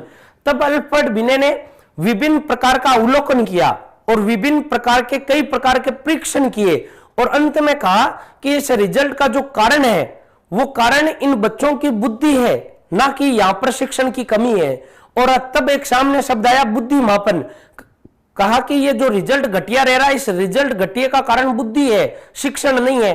तब अल्फ्रेड बिने ने साइमन के सहयोग से इस बुद्धि का मापन का कार्य आरंभ किया और सबसे पहले इसी स्कूल में बुद्धि का मापन आरंभ हुआ था। इस कारण बिने और साइमन ने दोस्तों दोनों ने मिलकर बुद्धि का एक परीक्षण तैयार किया। इस कारण इस परीक्षण को कहा जाता है बिने साइमन बुद्धि परीक्षण। तो दोस्तों इसका जो आधार था वो आधार क्या था, इसके बारे में समझते हैं। अल्फ्रेड बिने ने दोस्तों सबसे पहले बुद्धि का मापन करना चाहा, तो इन्होंने बुद्धि का मापन करने के लिए किया क्या, इन्होंने बुद्धि का मापन इस प्रकार से सबसे उचित समझा ताकि हमें यह पता लगाना कि कौन सा व्यक्ति या कौन सा विद्यार्थी सामान्य है, कौन सा विद्यार्थी उच्च है और कौन सा विद्यार्थी मंद है या निम्न है। केवल और केवल इनके बारे में तीन ही धारणा थी, यानी इनको केवल और केवल तीन ही प्रकार के विद्यार्थियों को पहचानना था। एक तो वह बालक जो उच्च है, वह बालक जो सामान्य है और वह बालक जो निम्न है यानी सामान्य से कम है। इसलिए इन्होंने एक टेस्ट पेपर बनाया। हम यूं कह सकते हैं इस प्रकार का दोस्तों ये पेपर है, यानी यहां इस पेपर में क्या लिख रखे हैं, विभिन्न प्रश्न लिख रखे हैं, इस प्रकार के प्रश्न लिख रखे हैं। इन्होंने कई पेपर बनाए थे, जैसे प्रश्न पहला, दूसरा, तीसरा, चौथा और पांचवा। उसके बाद में क्या किया, इन्होंने अप्लाई किया सबसे पहले कक्षा 5 में और कक्षा 5 के किसी एक विद्यार्थी को बुलाया और इनका धारणा यह थी कि ये जो पेपर बनाया गया है दोस्तों, जो ये 5 प्रश्न है, ये 5 प्रश्न कक्षा 5 से संबंधित है, यानी जो कक्षा 5 में पढ़ने वाला विद्यार्थी है ये उस लेवल का पेपर है। यदि ये विद्यार्थी इन 5 प्रश्नों का उत्तर दे देता है, इसका मतलब वो विद्यार्थी कैसा है, सामान्य है। उसी प्रकार एक और पेपर बनाया, वो कक्षा 6 के लिए था। अब यदि ये विद्यार्थी इस प्रश्न का जवाब दे रहा है, 5वीं क्लास का विद्यार्थी, और जो 5वीं क्लास के लिए पेपर बनाया गया उसका यदि प्रश्न दे रहा है, साथ में जो कक्षा 6 का पेपर है उसका भी जवाब दे रहा है, इसका मतलब ये सामान्य से उच्च है या सामान्य है या सामान्य से निम्न है, सामान्य से उच्च है। इसलिए एक श्रेणी है सामान्य से उच्च। यदि ये 5वीं क्लास के पेपर का जवाब दे देता और 6ठी क्लास वाले पेपर का जवाब नहीं दे पाता, इसका मतलब ये अपने स्टैंडर्ड से बिलोंग करता है, यानी ये बच्चा क्या हो गया, सामान्य हो गया। यदि 5वीं क्लास में पढ़ने वाला विद्यार्थी इस 5वीं क्लास के पेपर का जवाब नहीं दे पाता, इसका मतलब ये सामान्य से क्या है, नीचे है। इस कारण इसको क्या दिया गया, मंद की।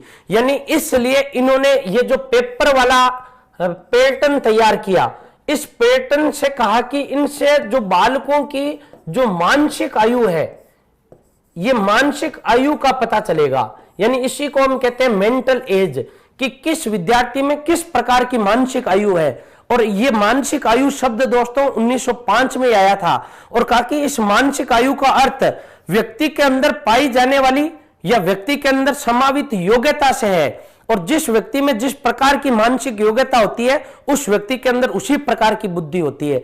इस प्रकार दोस्तों अल्फ्रेड बिने एक बुद्धि का परीक्षण लेकर आता है और उस बुद्धि के परीक्षण का जो आधार था दोस्तों, देखो ये जो आधार है कक्षा 5 वाला, ये इसका देख रहा है। यानी हम इस बालक का चेक क्या कर रहे हैं, बताओ। इस बालक 5वीं क्लास में पढ़ता है, औसतन हम ये मानते हैं कि ये कितने साल का है, 9 साल का। ये तो इसकी वास्तविक आयु हो गई, लेकिन हमें यह पता करना था कि 5वीं क्लास में जितने भी पढ़ रहे हैं, मान लो 9 वर्ष के हैं, लेकिन उनकी मानसिक आयु कितनी है। क्या मानसिक आयु इनके स्टैंडर्ड के अनुसार है, तब तो सामान्य। स्टैंडर्ड से उच्च है कि पढ़ता तो 5वीं क्लास में, लेकिन जो मानसिक आयु है वो 6ठी क्लास की रखता है, यानी सामान्य से क्या हो गया, उच्च हो गया। लेकिन पढ़ता 5वीं में है और मानसिक आयु 4ठी क्लास की है, यानी क्या हो गया, मंद हो गया। इस प्रकार एक शब्द अस्तित्व में आया और उस शब्द का नाम क्या है, मानसिक आयु। और इसी मानसिक आयु पर अल्फ्रेड बिने ने सर्वप्रथम एक बुद्धि का परीक्षण तैयार किया और उसी बुद्धि के परीक्षण को दोस्तों बुद्धि मापन की नींव, बुद्धि मापन की आत्मा, और इस परीक्षण को बुद्धि मापन का जनक कहा जाता है। इस कारण हम ये कह सकते हैं कि बुद्धि मापन का कार्य दोस्तों जो अल्फ्रेड बिने द्वारा किया गया, यह वैज्ञानिकता से परे नहीं था, वैज्ञानिकता से हटके नहीं था, बल्कि ये विज्ञान पर आधारित था। एक सुबद्धित या हम यूं कह क्रमबद्ध, एक नियोजित तरीके से बुद्धि का मापन किया गया। इस कारण इस काल को वैज्ञानिक काल कहते हैं। तो देखो ये किस प्रकार का था, इसके बारे में पढ़ते हैं। तो सबसे पहले दोस्तों आपको यह देखना है कि जो अल्फ्रेड बिने का काल है वो 1905 से लेकर 1911 के मध्य का है, वैज्ञानिक काल है। और जो इनका आधार था वो मानसिक आयु था। अल्फ्रेड बिने फ्रांस पेरिस के थे और इनके जो सहयोगी थे उनका नाम क्या था, साइमन था। अब देखो आगे पढ़ते हैं,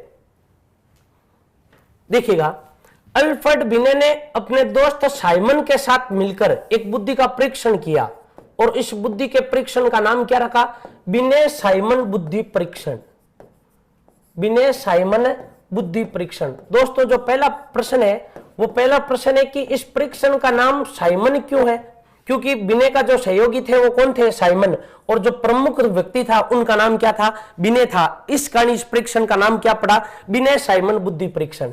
ये परीक्षण आया कब था, सन 1905 में। देखिएगा बुद्धि परीक्षण का जो दोस्तों आधार होता है वो आधार दो प्रकार का होता है। हम यूं कह सकते हैं बुद्धि को दो प्रकारों में बांट सकते हैं परीक्षण के मापन की दृष्टि या मूल्यांकन को लेकर। यानी एक वो जो अनपढ़ व्यक्तियों के लिए है, एक वो जो पढ़े लिखे व्यक्तियों के लिए है। पढ़े लिखे व्यक्तियों के लिए शब्द प्रयोग किए जाते हैं और अनपढ़ों के लिए प्रतीक तैयार किए जाते हैं या प्रतीकों का सहारा लिया जाता है। जो पढ़े लिखों के लिए होते हैं उनको कहते हैं शाब्दिक और जो अनपढ़ों के लिए होते हैं उनको कहते हैं अशाब्दिक। तो दोस्तों अल्फ्रेड बिने ने परीक्षण पढ़े लिखे विद्यार्थियों पर किया या जो अनपढ़ थे उन पर किया, पढ़े लिखे पर किया। तो इसके बारे में दोस्तों हम यूं भी लिख सकते हैं कि ये जो परीक्षण है बिने साइमन बुद्धि परीक्षण, ये शाब्दिक है या अशाब्दिक है, यानी ये शब्दों पर आधारित था या नहीं था, ये पढ़े लिखे व्यक्तियों के लिए था या नहीं था, पढ़े लिखे व्यक्तियों के लिए था। इस कारण इसको शाब्दिक परीक्षण भी कहते हैं। दोस्तों मैंने जो आपको बताया था यदि उसके अनुसार चले तो देखो आपको यह सारा समझ में आ जाएगा। सबसे पहली बात दोस्तों, ये स्कूल में किया गया तो ये परीक्षण किन के लिए था, छोटे बालकों के लिए, छोटे बालकों के लिए। इस परीक्षण से जो निष्कर्ष बिंदु निकल रहे हैं वो निष्कर्ष बिंदु क्या निकल रहे हैं, हम पहली बात कह सकते हैं दोस्तों ये छोटे छोटे बालकों के लिए था। दूसरी बात, ये घटना कहां की है, यानी ये जो परीक्षण था इन्होंने जिन विद्यार्थियों पर ये अप्लाई किए वो विद्यार्थी थे कहां के, फ्रांस के, पेरिस के, और वहां पर भाषा कौन सी बोली जाएगी, फ्रेंच। तो बताओ ये बुद्धि परीक्षण किस भाषा में बनाएंगे, हिंदी में बनाएंगे या फ्रेंच में बनाएंगे, फ्रेंच में बनाएंगे क्योंकि वहां के विद्यार्थियों के लिए बनाया गया। तो अर्थात हम यूं कह सकते हैं दोस्तों फ्रेंच भाषा। कौन सी भाषा, फ्रेंच भाषा। अब देखिएगा दोस्तों इस बुद्धि परीक्षण को यदि हम हिंदुस्तान में लेकर आए और हिंदुस्तान के विद्यार्थियों के सामने रखे तो ये उन विद्यार्थियों के लिए नहीं था, या हम यूं कह सकते हैं हिंदुस्तान के विद्यार्थियों के लिए समर्पित नहीं था, अमेरिका के लिए नहीं था। ये केवल और केवल किन विद्यार्थियों के लिए था, फ्रांस के बालकों के लिए था, फ्रांस के बालकों के लिए। ये किसके लिए था, फ्रांस के बालकों के लिए था। और इसके बारे में दोस्तों हम एक ये भी बात लिख सकते हैं, ये जो बुद्धि परीक्षण है ये पढ़े लिखों के लिए था, शाब्दिक परीक्षण। जो अनपढ़ों के लिए होता है उनको अशाब्दिक, यानी उनके लिए शब्दों का प्रयोग नहीं करते हैं, और जो पढ़े लिखे के या पढ़े लिखे के लिए होता है उनको हम क्या कहते हैं, शाब्दिक परीक्षण कहते हैं। और दोस्तों दूसरी जो इसमें सबसे महत्वपूर्ण बात निकल कर आ रही है वो निकल कर यह आती है दोस्तों, ये जो बुद्धि परीक्षण था, इस बुद्धि परीक्षण का आधार क्या था, इसमें बुद्धि का मापन किसके द्वारा किया गया, मानसिक आयु के द्वारा किया गया। किसके द्वारा किया गया, मानसिक आयु के द्वारा। इससे पहले दोस्तों हमने जो पूर्व वाला काल पढ़ा था उसमें बुद्धि का मापन का जो आधार था वो आधार शरीर रचना थी। शरीर रचना के आधार पर बुद्धि का मापन किया जाता था, लेकिन इसमें किसका? मानसिक आयु का। तो दोस्तों ये जो मानसिक आयु है, इसके बारे में हम यूं भी कह सकते हैं, बिन्ने द्वारा इस संप्रत्यय, दोस्तों संप्रत्यय का कहीं कहीं पर नाम आपको हिंदी में प्रत्यय भी देखने को मिल सकता है। इस संप्रत्यय का प्रतिपादन 1905 में किया गया। कब किया गया था दोस्तों? 1905 में किया गया। देखिएगा दोस्तों, हम कह सकते हैं ये जो बुद्धि में इन्होंने बुद्धि के मापन का जो आधार लिया मानसिक आयु, ये मानसिक आयु जो शब्द है दोस्तों, ये मानसिक आयु शब्द किसके द्वारा दिया गया? बिने के द्वारा दिया गया। आपको इसमें महत्वपूर्ण बात ये याद रखनी है। दूसरा, जो मानसिक आयु जो दोस्तों जो शब्द है, ये शब्द आया कब था? 1905 में। दूसरा प्रश्न, जो मानसिक आयु होता है वो मानसिक आयु होती क्या है? दोस्तों देखिएगा, एक तो होती है वास्तविक आयु, यानी हम इसको यूं बोल सकते हैं DOB यानी डेट ऑफ बर्थ। एक होती है मानसिक आयु। हम पढ़ाई तो कर रहे हैं, मान लो हमारी जो वास्तविक आयु है वो 10 साल की है, लेकिन हमारी जो मानसिक आयु है वो 10 साल के अनुसार नहीं है, उससे कम है। यानी जो विद्यार्थी 5वीं क्लास में पढ़ता है, यानी हम यूं कह सकते हैं उसकी मानसिक आयु 5वीं स्टैंडर्ड के अनुसार है। जो विद्यार्थी 10वीं क्लास में पढ़ता है, इसका मतलब उसकी मानसिक आयु 10वीं के स्टैंडर्ड के समान है। लेकिन 10वीं क्लास में पढ़ने के बावजूद भी उसकी मानसिक आयु 10वीं के स्टैंडर्ड में नहीं है, बल्कि क्लास 6 के स्टैंडर्ड में है। इसका मतलब प्रत्येक विद्यार्थी की मानसिक आयु कैसी होती है? अलग अलग होती है।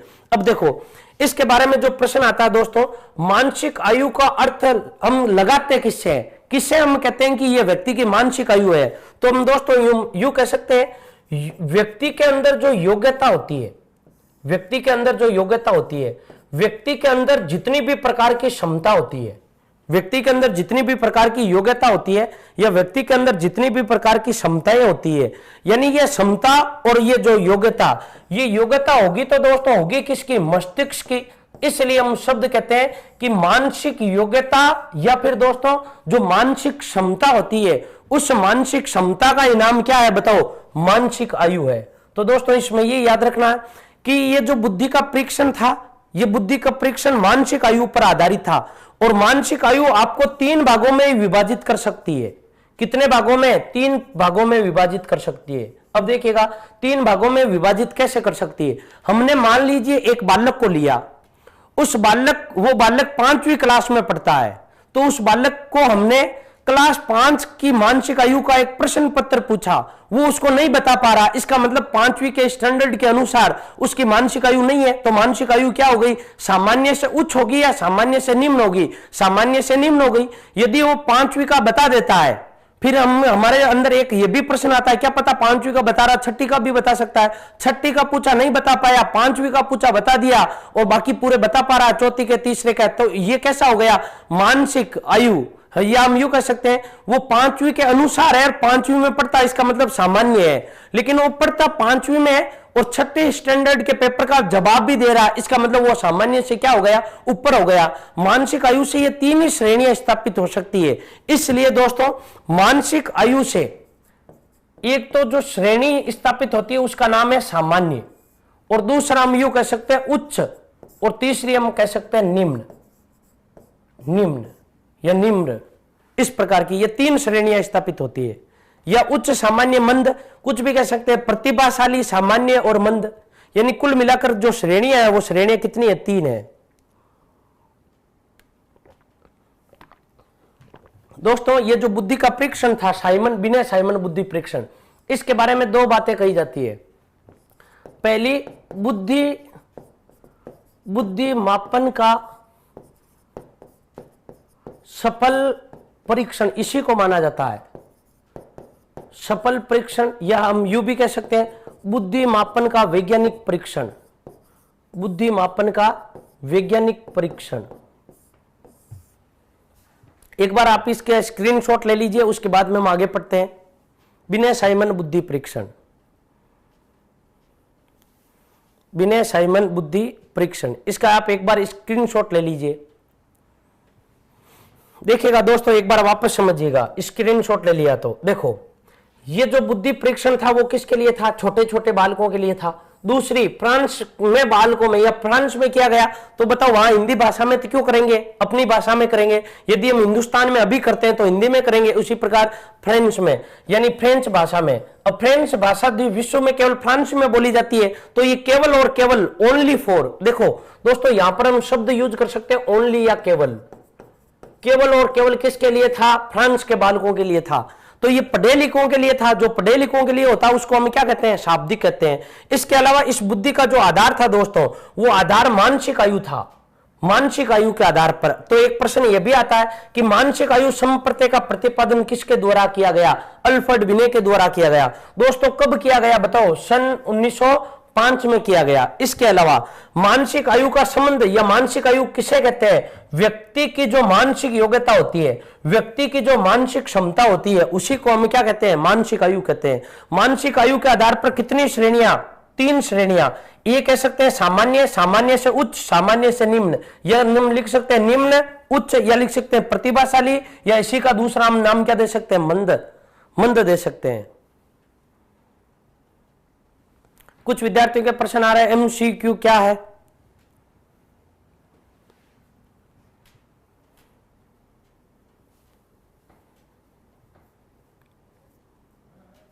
कुछ विद्यार्थियों के आ रहे हैं सन 1908 में पूरा करवाया था। एक बार इसका स्क्रीनशॉट ले लिया।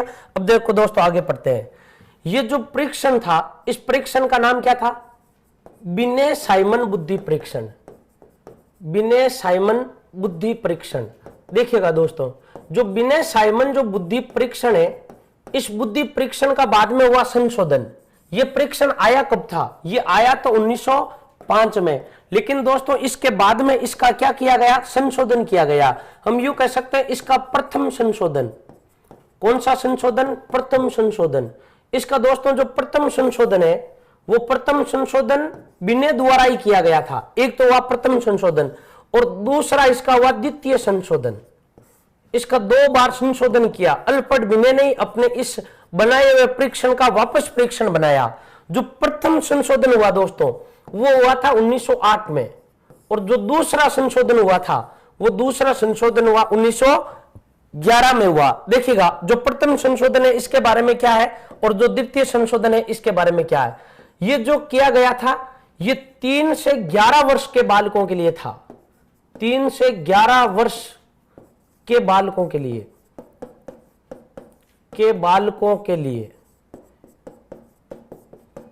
3 से 11 वर्ष तक के बालकों के लिए था। और इसके बारे में हम यूं कह सकते हैं दोस्तों, ये जो था वो 3 से 16 वर्ष तक के बालकों के लिए था। 3 से 16 वर्ष तक के बालकों के लिए, बालकों के लिए था। और देखिएगा, जो द्वितीय संशोधन आया था दोस्तों, वो द्वितीय संशोधन आया कब था? सन 1911 में आया था। हम इसी में लिख सकते हैं सन 1911 में जर्मनी के मनोवैज्ञानिक, यानी जर्मनी के मनोवैज्ञानिक जिनका नाम है स्टर्न वे कुहलमान ने बुद्धि लब्धि का सूत्र दिया। बुद्धि लब्धि का क्या दिया? सूत्र दिया। तो देखिएगा दोस्तों, यहां पर एक बहुत बड़ा प्रश्न आ रहा है कि बुद्धि लब्धि का जो सूत्र दिया, वो बुद्धि लब्धि का सूत्र किसने दिया? जर्मनी के। एक का नाम है कुहलमान और दूसरे का नाम है क्या है? स्टर्न। बहुत सारे विद्यार्थियों को प्रश्न यह आ रहे हैं कि जो थर्ड हुआ था वो 1916 में हुआ था। दोस्तों 1916 में आधुनिक काल आरंभ हो जाएगा। बिने की मृत्यु के बाद में आधुनिक काल, फिर आधुनिक काल में इसी परीक्षण का संशोधन होगा, और इस परीक्षण का सफल संशोधन सन 1916 में टर्मन के द्वारा किया गया। वो आगे है, उसके बारे में आगे पढ़ेंगे। अभी इतना सा समझिएगा। एक विद्यार्थी के आ रहे हैं आर्मी अल्फा, आर्मी बीटा किसने दिया? दोस्तों ये अमेरिकी परीक्षण है, इनके बारे में हम बाद में पढ़ेंगे। ये आधुनिक काल के, जो शाब्दिक था वो आर्मी अल्फा था, जो अशाब्दिक था वो आर्मी बीटा था। ये भी बुद्धि के परीक्षण है, ये अमेरिकी परीक्षण है, इनके बारे में हम बाद में पढ़ेंगे। ये 1911 के बाद में आएंगे। तो दोस्तों आपको ये याद रखना, जो बुद्धि लब्धि है, ये बुद्धि लब्धि का सूत्र दिया किसने? स्टर्न ने दिया और दूसरा किसने दिया, कुहलमान ने दिया। इनका जो ये बुद्धि लब्धि का दोस्तों जो सूत्र था, वो सूत्र केवल इतना सा था, मानसिक आयु बटा वास्तविक आयु, मानसिक आयु बटा वास्तविक आयु। एक बार आप इसका स्क्रीनशॉट लीजिए, उसके बाद में मैं आपको पढ़ाता हूं। ये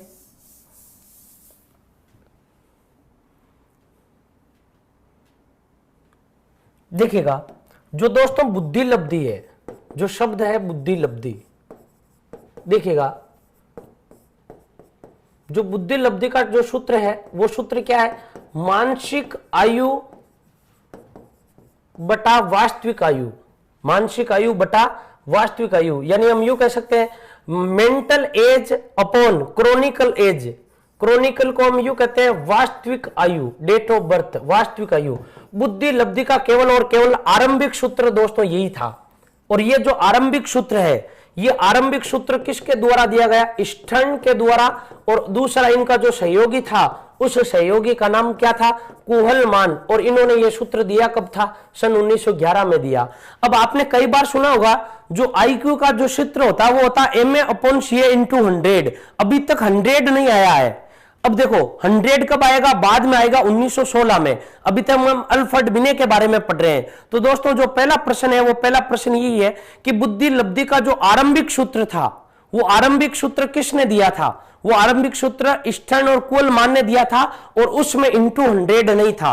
और दोस्तों सन 1911 में जो बिने महोदय थे, बिने की क्या हो गई थी, मृत्यु हो गई थी। और इन्हीं की मृत्यु के बाद में इस काल का या बुद्धि मापन का जो बिने का काल है, इस काल का क्या माना जाता है, अंत माना जाता है। फिर एक नया काल आएगा और उस काल का नाम क्या होगा, आधुनिक काल होगा। देखिएगा, बुद्धि लब्धि का सर्वप्रथम सूत्र स्टर्न ने दिया था और जो टर्मन ने दिया वो वर्तमान वाला जो सूत्र है वो दिया था। अवधारणा, बुद्धि लब्धि की अवधारणा, बुद्धि लब्धि का प्रथम सूत्र ये स्टर्न और कुहलमान के द्वारा दिए गए सबसे ज्यादा। दोस्तों हमने आज जो बुद्धि मापन में पढ़ा है, एक तो पढ़ा आरंभिक काल और दूसरा पढ़ा है बिने का काल। आप एक बार इनके बारे में कल दोस्तों एक बार इस वीडियो को पुनः देखें, जो समझ में नहीं आया कल वापस पुनः पूछेगा। जो आधुनिक काल है दोस्तों, और उस आधुनिक काल के बारे में हम कल चर्चा करेंगे।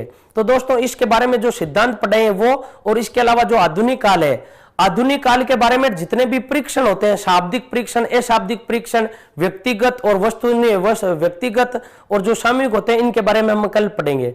एक विद्यार्थी का प्रश्न आ रहा 1912 का था, 1912 में नहीं आया था दोस्तों, वो कब आया था, 1911 में आया था। और जो मानसिक आयु बटा वास्तविक आयु × 100 है, ये 1916 में आया था। ये टर्मन ने दिया था, ये बाद में आया है। अभी आप केवल 2 के बारे में पढ़िए और उसके बाद में हम कल जब तीसरे के बारे में पढ़ेंगे, और मैं आपको दोस्तों एक बार फिर रिवाइज कराऊंगा, तब आपके पूरे कंसेप्ट क्लियर हो जाएंगे। तो दोस्तों नमस्कार। एक विद्यार्थी का प्रश्न आ रहा है स्टेलमैन और स्टैनफोर्ड बिने ना। दोस्तों वो आगे की प्रक्रिया है, कल पढ़ेंगे तब आपके कंसेप्ट क्लियर होंगे। बहुत सारे विद्यार्थी को आते हैं, नहीं आते हैं, बहुत सारे विद्यार्थी आगे भी पढ़ते हैं। जैसे वेस्लर परीक्षण क्या है, वेस्लर वेलेश्यू, आगे पढ़ेंगे हम, कल आएगा आधुनिक काल में वो। तो दोस्तों धन्यवाद, हम कल वापस मिलते हैं। आप एक बार इस वीडियो को पुनः देखें, और आपके यदि कंसेप्ट क्लियर नहीं हुए हैं, कोई भी यदि बात समझ में नहीं आई, तो कल आप मेरे से वापस पूछिएगा, मैं वापस बताऊंगा। और दोस्तों यदि आपको यह वीडियो पसंद आया है तो आप अपने दोस्तों को, आप अपने ग्रुप में इस वीडियो को शेयर कर सकते हो, और इस वीडियो को लाइक करना ना भूलें। तो दोस्तों नमस्कार, हम कल वापस मिलते हैं। Click on the subscribe button to subscribe to our channel. Press the bell icon on the YouTube app and never miss another update. Download Utkarsh Classes Jodhpur app from the Play Store for more PDF materials, online classroom programs and attractive combos.